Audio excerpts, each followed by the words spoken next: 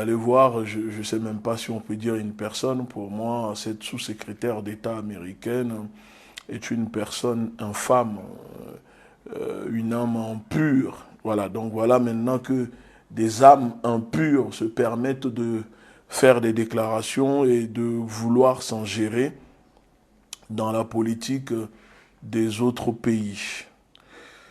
Euh, je pense que la situation est quand même complexe en ce moment avec la présence des États-Unis au Niger et au Sahel, mais en ce moment qui déploient des bases avec l'OTAN dans les pays côtiers du Golfe de Guinée, notamment le Ghana, le Bénin, le Togo, la Côte d'Ivoire, etc. Alors, vous savez qu'il y a quelques jours, les autorités du Niger sont parties en Russie pour signer des contrats et renforcer la coopération avec la Russie dans plusieurs domaines. Et forcément, on s'y attendait que cela n'allait pas plaire à certaines puissances, à certaines puissances impérialistes telles que les États-Unis, la France, etc. Mais sauf que la France aujourd'hui ne peut plus, comment dire, faire des déclarations parce que elle a été humiliée et son armée d'occupation a été chassée du Niger. Mais on a l'impression, et moi c'est mon avis à moi, c'est mon avis personnel, on a l'impression que les États-Unis, avec leur armée d'occupation, leur force d'agression, bénéficient un peu d'un passe droit et que on les laisse un peu s'en gérer, faire des déclarations et que cela n'indigne pas les populations africaines, notamment au Niger, etc. Parce que je vais vous faire écouter les déclarations de cette dame et vous allez comprendre.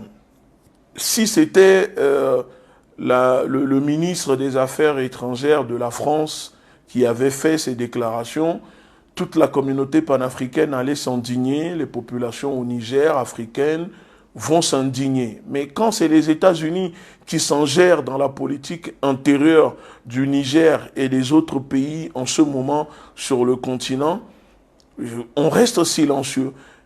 On fait semblant de ne pas voir. Donc, dans cette vidéo, dans cette analyse vidéo, sans filtre, bien sûr, vous le savez, je ne suis pas là pour faire semblant. Et nous allons analyser les choses ensemble de manière non politiquement correcte.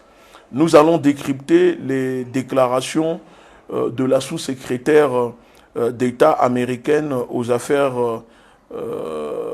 africaines qui a récemment fait une sortie sur RFI en plus, que nous qualifions de radio fausse information, une radio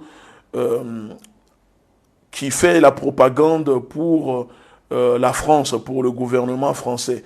Donc, concernant le rapprochement et les accords signés entre le Niger avec la Russie, est-ce que aujourd'hui les déclarations de cette sous-secrétaire d'État sur la radio RFI directement, est-ce qu'on peut parler de partialité ou d'impartialité, puisqu'elle est partie sur une radio hostile aux militaires au Niger, à la politique qui se déroule en ce moment au Niger pour faire sa déclaration. Ce n'est pas comme si elle était partie sur une radio au Niger, en Afrique, pour faire cette déclaration, mais plutôt sur une radio qui est hostile généralement aux autorités militaires en ce moment sur le continent, notamment au Mali, au Burkina, etc. Donc si cette diplomate, cette sous-secrétaire d'État américaine peut se permettre d'aller faire une déclaration sur une radio française hostile aux autorités militaires, moi je pense que on ne peut pas aujourd'hui prendre en compte et dire que cette personne ne prend pas parti et n'est pas en train de s'en gérer de manière indirecte dans les affaires intérieures des autorités nigériennes. Donc, avec tout ça, avant de continuer, je vous fais écouter la vidéo, les déclarations de cette dame, et ensuite nous allons continuer l'analyse. Mais en attendant, j'aimerais aussi avoir votre avis. Est-ce que selon vous, les déclarations de cette sous-secrétaire d'État après les accords signés entre le Niger et avec la Russie, est-ce que pour vous, ces déclarations de cette diplomate sont des déclarations de menaces, d'intimidation voilées, indirectes à l'égard des autorités du Niger, ou vous pensez réellement que les États-Unis, comme ils le disent, sont pour la diversification des partenariats, etc. Donc, laissez vos avis dans les commentaires et on écoute la vidéo. Attendez, je mets le micro pour que vous puissiez entendre cette vidéo et nous allons continuer. On écoute la vidéo. Elle explique ce matin que l'offre de partenariat entre Washington et Niamey reste sur la table aux mêmes conditions. Nous avons prouvé que nous pouvons les aider, eux et leurs partenaires de la région, à s'attaquer à la menace terroriste. Et il se trouve que nous avons aussi un bilan économique très solide, qui a contribué significativement au développement du Niger. Il y a eu beaucoup de discussions sur la mise en place d'un calendrier électoral crédible et rapide. Il y a bien sûr aussi la libération du président Bazoum, et vous avez vu que plus tôt ce mois-ci, la junte a relâché son fils, qui est injustement détenu. Nous n'avons pas d'objection à ce que des pays diversifient leurs partenariats. Évidemment, s'ils choisissent d'avoir un partenariat avec un pays comme la Russie, ce sera compliqué. Je pense que s'ils regardent juste à l'ouest, au Mali, et qu'ils voient l'augmentation du nombre de victimes civiles et l'augmentation des attaques depuis que la junte au pouvoir a invité le groupe Wagner et a expulsé les Français, c'est un exemple que je ne voudrais pas suivre et que la plupart des gens ne voudraient pas suivre pour gouverner un pays. Donc nous espérons qu'ils prendront la bonne décision. On va les ici interrogé par Guillaume Nodin en Guinée. Vous avez entendu les propos de cette diplomate.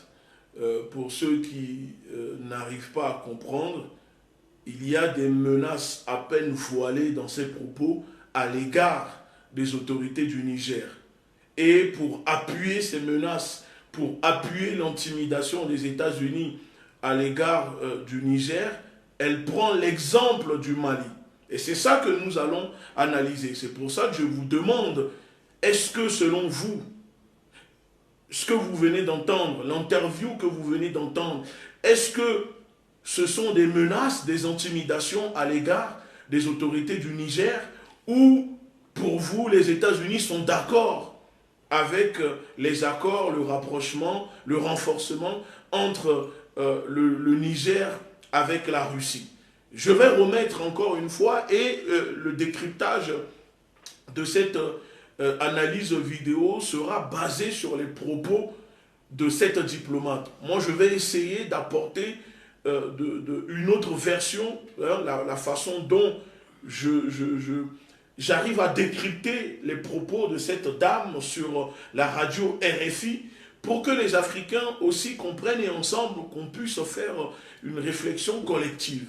Parce que, je ne sais pas, je suis quand même surpris de voir que les panafricanistes, les autorités du Niger, la société civile au Niger, les gens ne réagissent pas. À chaque fois, aux sorties, en ce moment des États-Unis, depuis le départ de l'armée française du Niger, on a l'impression que ce sont les États-Unis qui sont les nouveaux maîtres du Niger, et que tout ce qui se passe au Niger, c'est les États-Unis qui dirigent, et ce sont eux qui font des déclarations, qui donnent leur avis, leur opinion, etc. Mais finalement, on dirait que ce sont eux, ce sont les États-Unis qui sont le vrai gouvernement du Niger, et que les autres sont là juste pour décorer.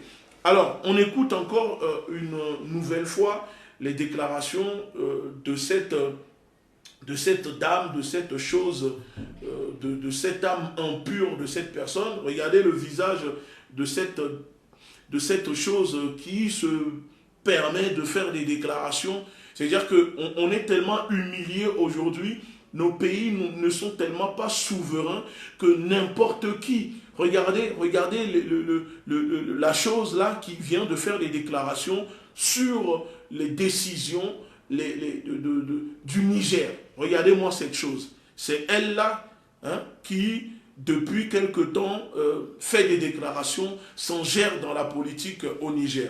Alors, on réécoute encore une fois l'interview. On y va. Elle explique ce matin que l'offre de partenariat entre Washington et Niamey reste sur la table aux mêmes conditions. Nous avons prouvé que nous pouvons les aider, eux et leurs partenaires de la région, à s'attaquer à la menace terroriste. Je m'impose parce que je vais, en même temps, cette fois-ci, répondre et vous éclairer sur ce que moi je comprends. Dès l'entrée, elle dit sur RFI que nous avons dit que nous allons les aider à faire face, à lutter contre le terrorisme qui fait face dans la région, c'est-à-dire dans leur pays. Alors, je pose la question ici à ceux qui vont regarder cette analyse vidéo. Comment ceux qui sont responsables du terrorisme, comment ceux qui utilisent le terrorisme comme moyen pour occuper des pays, comment ceux qui utilisent des groupes terroristes sous fausse bannière pour attaquer les intérêts des pays, pour déstabiliser des pays pour leurs propres intérêts. Parce que oui, aujourd'hui, les groupes terroristes qui font ravage au Sahel, au Niger, sont créés, financés, entretenus par les États-Unis, les pays de l'OTAN, les impérialistes. Ce sont les États-Unis qui sont partis déstabiliser la Libye, qui ont assassiné Kadhafi, ensuite détruit les populations, et ils ont fait main basse sur les avoirs libyens, endetté la Libye jusqu'en 2060 pour rembourser les États-Unis. Comment ceux qui créent, ceux qui sont propriétaires de ces terroristes peuvent venir nous dire que nous pouvons les aider à faire face à ce terrorisme? Ça fait combien de temps que les États-Unis sont au Niger? Ce n'est pas en 2023 que les États-Unis sont arrivés au Niger. Ça fait plus de 10 ans que les États-Unis sont au Niger avec leur base militaire, leur force d'occupation. Ils n'ont jamais réussi à aider le peuple du Niger à faire face au terrorisme, éradiquer le terrorisme, sécuriser leur pays. Tous les jours, des centaines de soldats meurent. Des milliers, la population est victime d'atrocités, d'attaques. Et c'est maintenant en 2024 que cette dame, avec son visage, son âme impure, peut venir dire à nous, peuple africain, à nous, les âmes pures, que eux, ils peuvent nous aider à faire face au terrorisme au Niger. Vous ne voyez pas qu'ils sont en train de se foutre de notre gueule? Vous ne voyez pas que les États-Unis font un double jeu? Je repose la question. Comment celui qui met le feu à votre maison peut venir vous dire qu'il peut vous aider à éteindre le feu?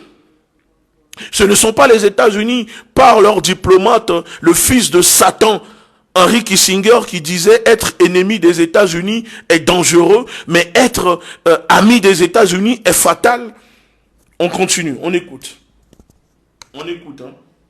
Se trouve que nous avons aussi un bilan économique très solide qui a contribué significativement au développement du Niger. Il y a eu beaucoup de discussions sur la mise. Elle dit que nous avons un bilan économique très solide.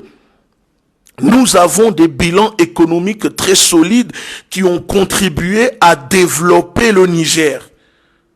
Mais moi, je dis que soit ces personnes se foutent, nous prennent pour des jambons, soit les États-Unis et leurs alliés prennent le peuple du Niger, les Africains, pour des moutons, pour des enfants, ça veut dire qu'ils ne nous considèrent même pas. C'est-à-dire, selon les États-Unis, ils ont contribué à développer le Niger. C'est-à-dire que pour eux, le Niger, en ce moment, Pour eux, c'est un pays développé. C'est un pays que les États-Unis ont contribué à développer. Mais de quel développement parlent les États-Unis à travers la sous-secrétaire d'État américaine? De quel développement? De quel développement les États-Unis ont-ils permis à contribuer et qui donne le droit à cette infâme personne de venir sur RFI pour s'en gérer dans les décisions du gouvernement du Niger, d'un peuple souverain? De quel développement? Mais dites-moi dans les commentaires, s'il vous plaît. Peut-être que je n'ai jamais mis les pieds au Niger, je l'admets. Peut-être que je ne suis pas au courant. Dites-moi quel développement les États-Unis ont-ils apporté au Niger? Pour vous, le Niger est un pays développé. Pour vous, il y a développement au Niger par les États-Unis, qui donnent le droit aux États-Unis de s'en gérer comme ça directement dans la politique du pays, intérieur du pays, sur une radio propagande hostile au pays, c'est-à-dire la radio RFI. De quel développement? Moi, je ne comprends plus rien. De quel développement parle cette dame? Quel développement? Quel bilan? Quel développement économique? Le Niger est classé combien sur les pays développés au monde? Quel bilan économique? Le Niger est-il une puissance économique sur le continent? Le Niger est classé dans les 10 pays africains économiquement. Mais de quelle économie, de quel développement économique parle cette femme? De quel développement économique? Comment on peut développer économiquement un camp de concentration? Parce que nos pays africains sont des camps de concentration. Comment on peut développer économiquement des camps de concentration? Mais qui est cette femme pour venir s'en gérer, parler du Niger? Qui elle est au fait? Qui a donné le pouvoir, le droit à cette femme? Elle est américaine. Là on parle du Niger, mais pourquoi elle vient parler du Niger? On continue. Écoutons. En place d'un calendrier électoral crédible et rapide, il y a bien sûr aussi la libération du président Bazoum, et vous avez vu que plus tôt ce mois-ci, la junte a relâché son fils, qui est un... Elle dit que en quête d'une transition rapide, c'est-à-dire pour donner le pouvoir, comme il le demande à un gouvernement civil, elle dit que vous avez vu que la junte au pouvoir a récemment libéré rapidement le fils de Bazoum qui n'a rien à voir dans les histoires. Donc pour cette dame, le fils de Bazoum est innocent. Ça veut dire qu'elle est juge, hein, elle est juge en même temps, elle est avocate, et elle sait que le fils de Bazoum n'a rien à voir dans l'histoire, et donc elle dit que vous avez vu